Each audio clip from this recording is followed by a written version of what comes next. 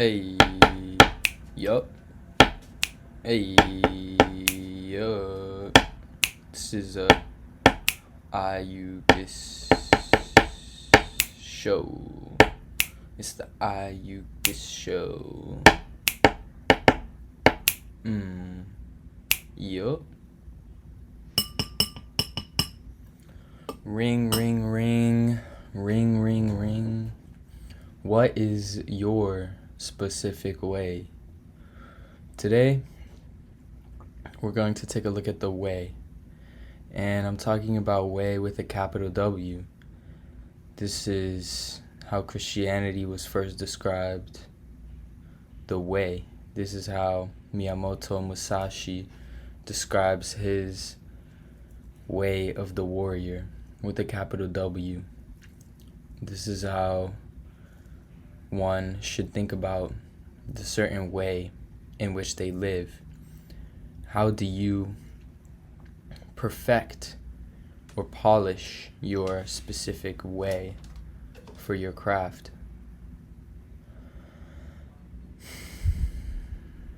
We each have our own way.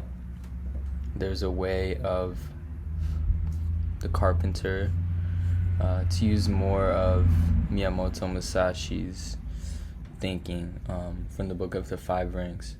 There's a way of the carpenter, which is to perfect the goods in which he makes, to leave no portion of his work undone. There is the way of the foreman, to organize people within their specific tasks such that they can maximize their capabilities and come together to do a very good job. The foreman is essentially a facilitator to keep the morale up from the people which he is organizing. There's the way of the artist, which is my way, and it is the way that I'm looking to perfect. And simply from first principles, it is similar to the way of the carpenter, in which you make one whole, you make a specific good that is complete with nothing left undone. And as you get to higher and higher levels, you build out from the base.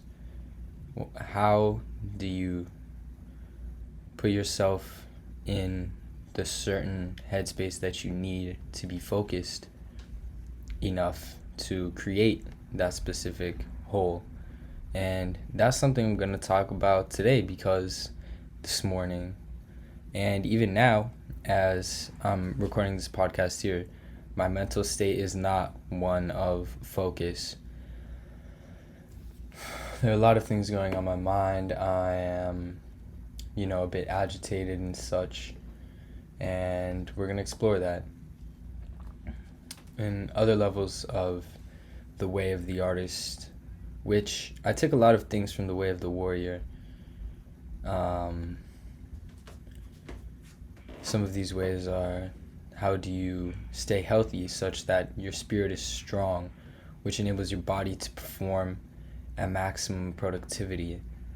What is the way in which I keep my motivation going? What is the way in which I provide for myself and take profit such that I can actually live as an artist? What is the way in which I ideate? What is the way in which I create new ideas such that I can keep coming up with new works? All of these things today we will discuss, and I think it's going to be a learning experience for me, and we're all gonna boss up a couple levels. So it's like you wake up. I'm gonna break down my experience this morning. You wake up, you feel groggy, muggy, and to be quite honest, I think two reasons maybe I felt that way this morning were because I ate a lot of carbs before going to bed. I went to bed around 12. I usually go to bed at 11 or 10. And I woke up at 8. I usually wake up at 7. And I didn't drink last night, which is good because on Wednesday nights, I meet up with my church group and we have dinner together, talk about the sermon on Sunday, and just enjoy each other's company and, drink wine, White Claw, whatever. I usually come home pretty drunk, to be honest, which is not part of my specific way that I'm polishing. My way comes with focus. My way comes with productivity. My way comes with long-term health. To use another quote from the Book of the Five Rings,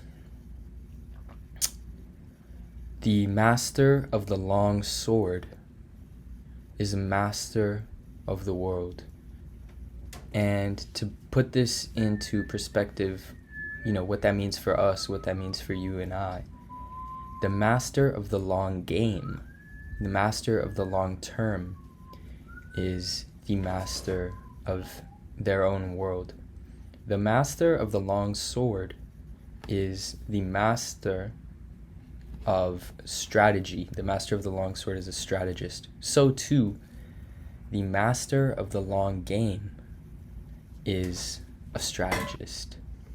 One that is able to make choices in the now that pay off to make life much more exciting and better, both in the now and in the long term. So for me, that includes not drinking in most circumstances, maybe once or twice a month. And, that may not be the way for everyone. Each person has their own specific way with a capital W in which they must function. So I do want to pat myself on the back for choosing not to drink and staying sober last night. However, I did overeat and I woke up late, and these things caused me grogginess in the morning, and I felt that grogginess and I wanted to dig into it and think about it and spend the morning meditating and stretching and trying to get my spirit back into place. Now, I'm here at 2 p.m. and I'm still feeling quite disorganized, and I'm yet to draw or paint during the day because I finished a painting yesterday. I honestly think that part of me is feeling a bit disorganized and disoriented because I'm yet to paint or draw during the day. I think that is something that is extremely important to my daily pattern now, my daily routine, my specific way in which I'm polishing, that I need to do every single day to feel correct. I know I'm talking like a yogi or something right now. I'm gonna take a deep breath, take a drink of coffee, and yeah, this is my normal voice, but we'll get back into the guided meditation vibes in a sec. That's good. So I stretched in the morning, I meditated for a while, I took a cold shower and regulated my breathing in this icy cold shower, and it felt amazing. And then I read some more of the synopsis of Dante's Inferno. It was pretty good. And then I decided to go out and do Uber Eats after about an hour and a half of meditating, reading, stretching, and such. Now, I love doing Uber Eats because I'm a man, and men have this certain rabid dog energy inside of them that needs to be released, and women have a certain energy that needs to be released as well. But as I am a man, I'm not completely familiar with this, and that's why I'm speaking about the man's energy.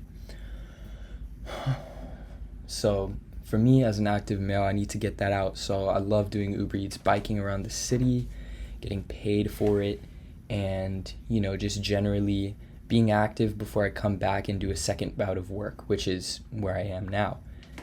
So during this time of Uber Eats, I was listening to a pretty good podcast, and then I started listening to a podcast about COVID. And it's not about COVID per se, it's about how the United States is essentially trying to control people, still telling them to wear masks inside and outside, even if they're vaccinated, when 80 to 90% of deaths come from people that are, I think, like 70 years old. And it's just ridiculous that people want to still wear masks outside and indoors. It makes no sense to me. Especially, well, honestly, if you've been vaccinated or not, we already know the risks. But this topic, well, it's ear candy essentially for somebody like me that does like to listen to rants every once in a while. It doesn't put me in a healthy headspace because it's a lot of negativity. So I listened to this for about 45 minutes. Some car door almost opened on me while I was doing like a delivery down near FDR. And I think it took me off of my focus that I had gained while I was meditating earlier in the morning. So I think the two pieces that we've discovered so far, are the things that essentially took me off of the focus of my way. And these two things were not painting and the essentially energy that I let into my mind by listening to this podcast. And after that, I tried listening to The Art of War by Sun Tzu on Spotify, the audiobook. And that's just a bit too complicated to listen to while I'm, biking and trying to deliver food, because essentially every single word in the book needs to be chewed on and digested. So that didn't quite help, so I turned it off.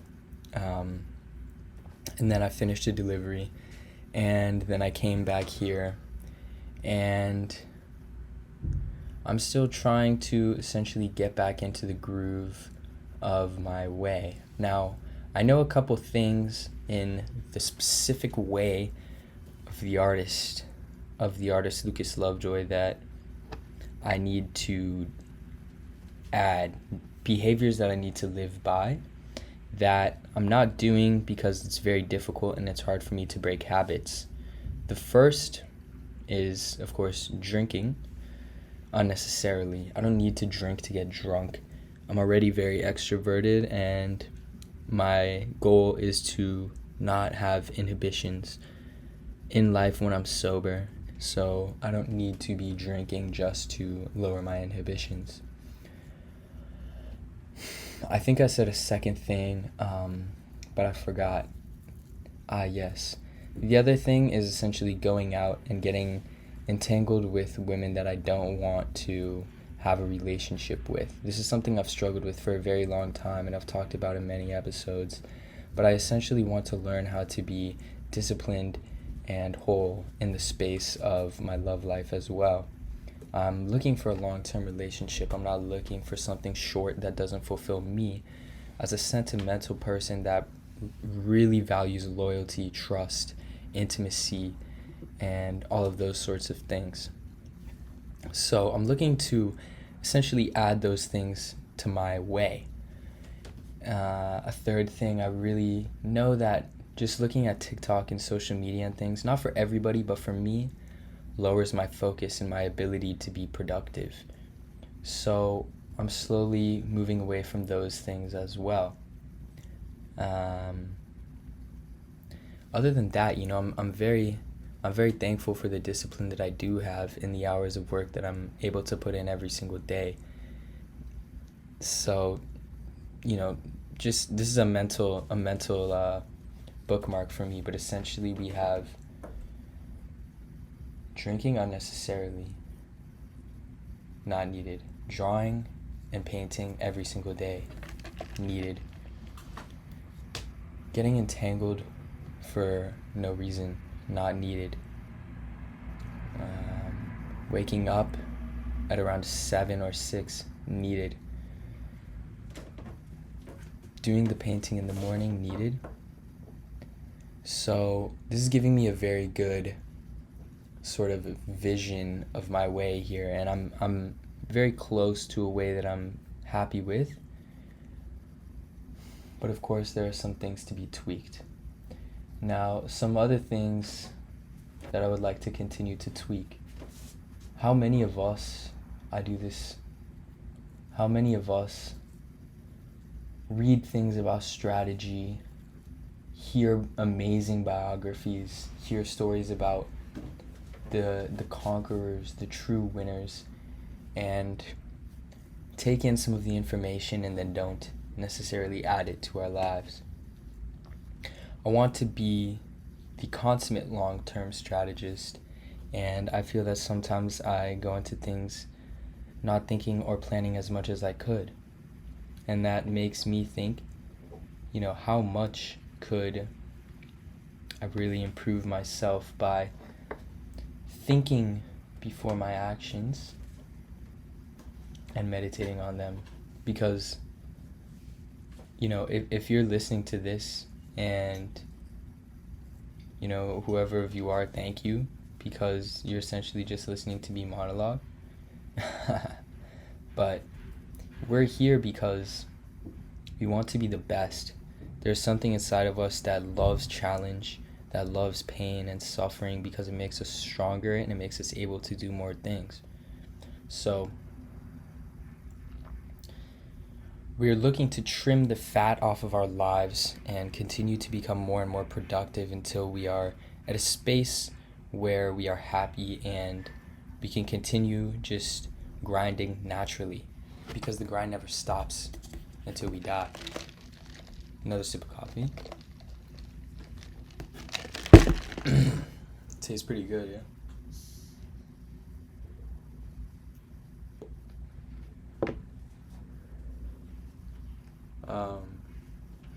So yeah, I've just been thinking about all of that today as I'm trying to break through this like sort of mental boundary to being on my A game and being really aware, because those are the days that matter most. These are the days where your true character comes out, when you feel disorganized and disoriented, but you say, okay, I'm gonna take those things and push forward anyways. I'm going to focus even though my brain is telling me not to. I'm gonna grind even though I feel like I don't want to. That is where true warriors are born. That is the way in which I am looking at the long game. Yeah. Excuse me. Alright, we're gonna get into some trivia right now. Switch things up, get a little interesting now.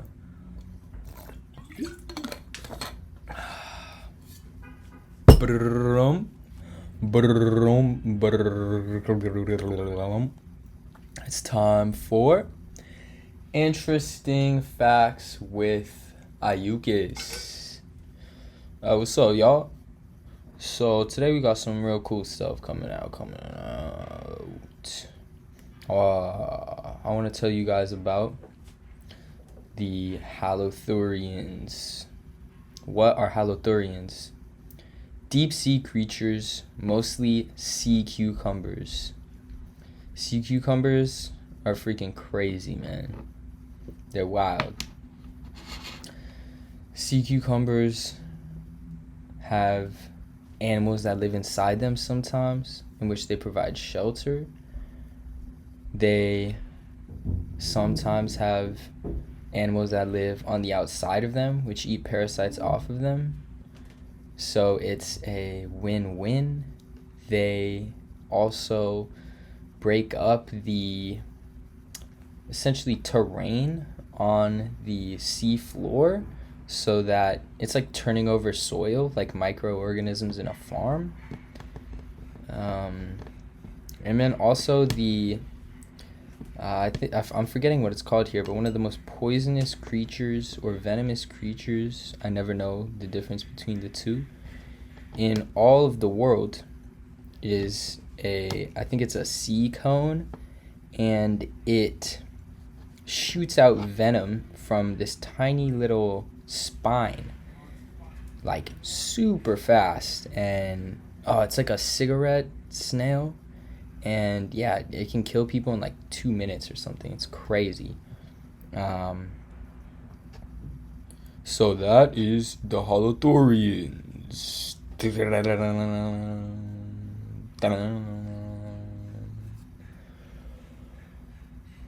Another extremely interesting fact about the ocean.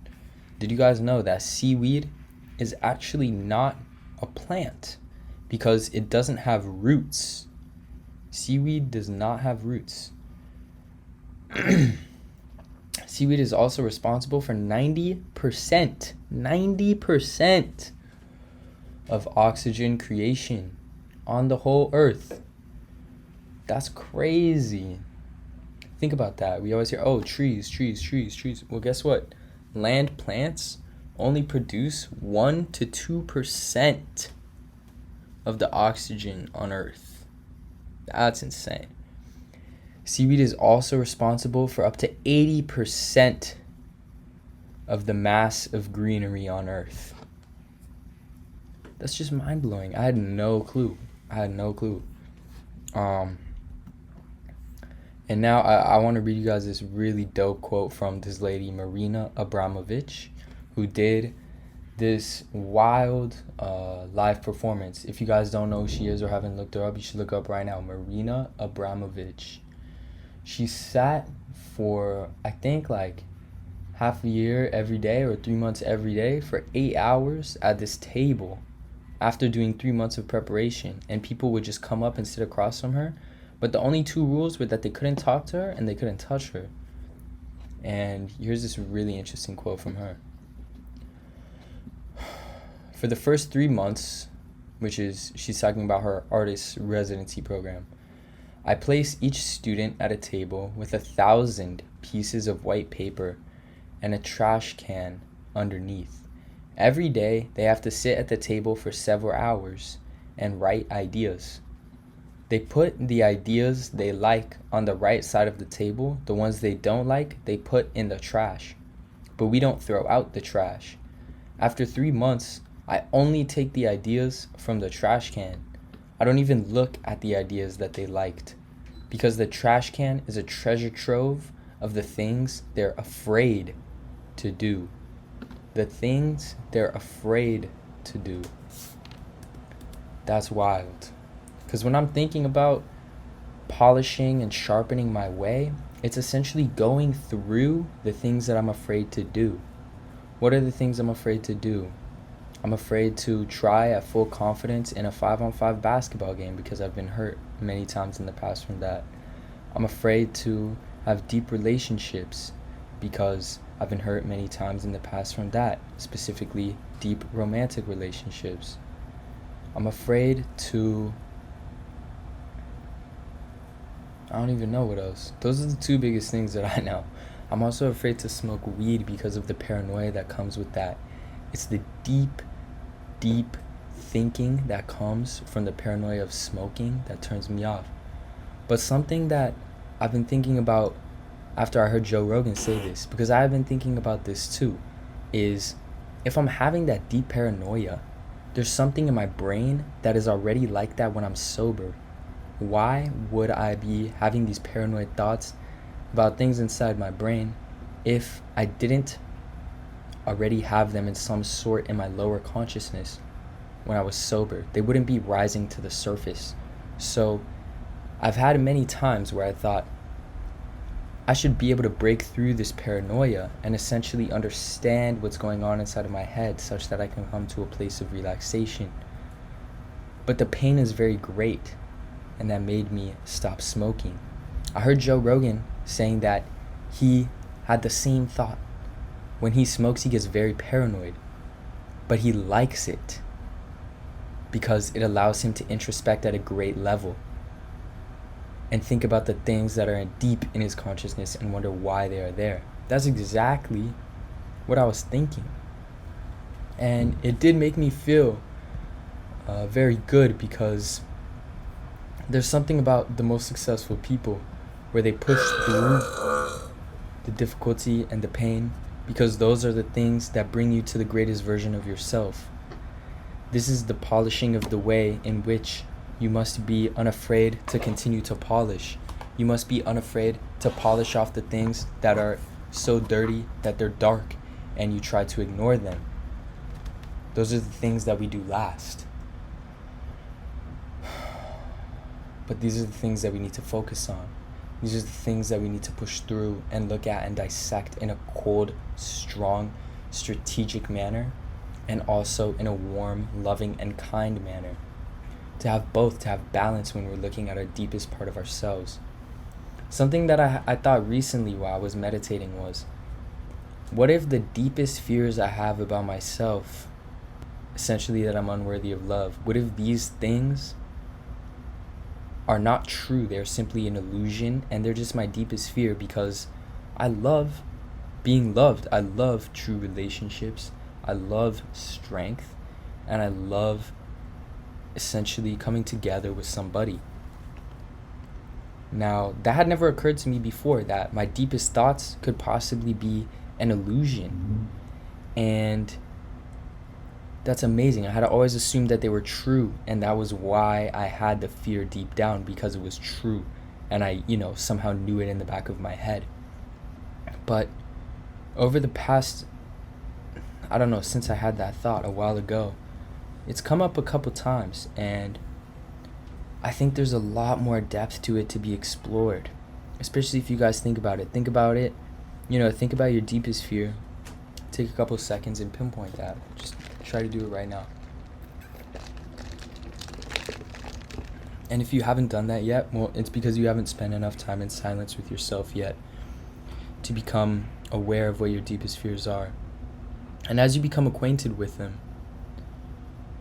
realize that they're most likely not true, and it's simply a reverse of the things that you love the most and you want the most. And that is amazing. That is amazing, because there's always a push and pull. There's always a 1 and a 2. There's always the other side of the mirror. And man, I'm just understanding as I'm speaking to you guys, and I hope that as you're listening, you're realizing too. The things that I'm most afraid of, I'm afraid of them because they're attached to the things that I love the most. It doesn't mean that the things at the bottom of the deepest fears of mine are true, just in the same way as the things I love the most, true relationships, a family, success, strength. I don't have all of these things just because I love them, right? Obviously. Well, then by that same manner, I don't have all of the things that I'm afraid of just because I'm afraid of them. It's so good.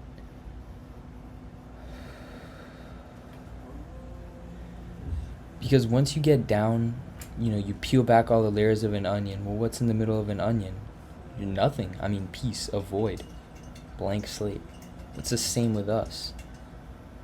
It's not that there is nothing at all, because even in empty space, there is some sort of matter, or dark matter, antimatter, whatever.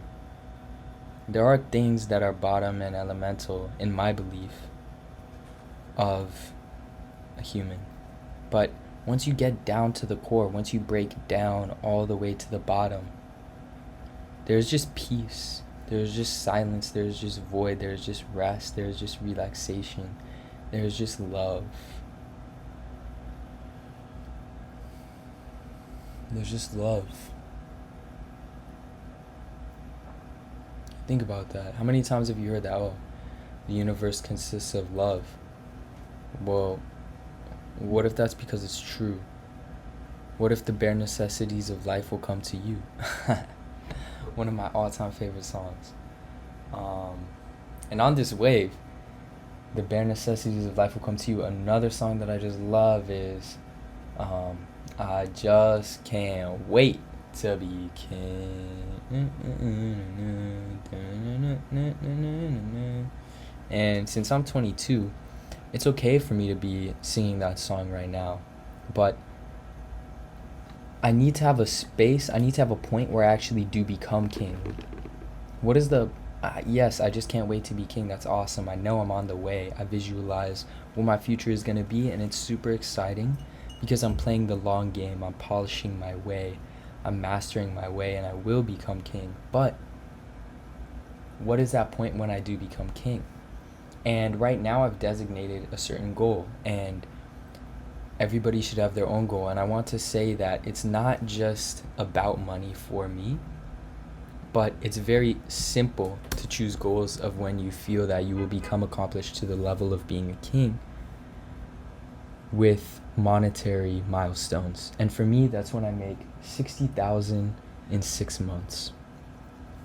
My first goal right now is to make 10,000 in 1 month. And then when I can either sustain that over half a year or just make 60,000 in the span of 6 months with fluctuations throughout those months. For me, that is when I become a king. And that's a very exciting moment.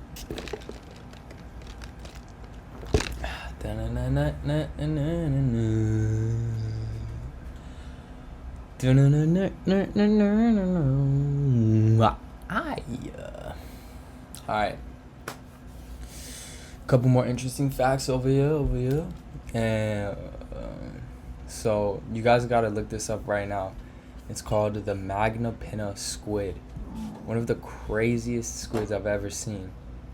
I don't even know how to describe it. It looks like maybe a chupacabra as a squid with like, I don't even know, with like ventriloquist dummy tentacles. It's crazy. You guys gotta look it up. Magna Pinna, MAGNAPINNA. And then one more. So you guys know Xinjiang, the autonomous region in China where the Uyghurs reside and many Muslim like subgroups reside. It has some of the most beautiful mountain ranges in the world. Truly amazing, truly beautiful. You guys gotta take a look, because it's wild. It's wild.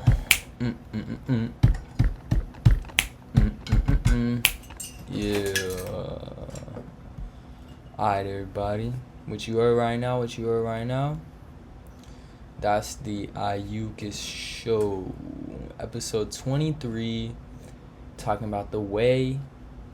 And essentially just polishing your way. And the importance of breaking through on the days when it feels most difficult. Because those are the ways when you truly polish. So...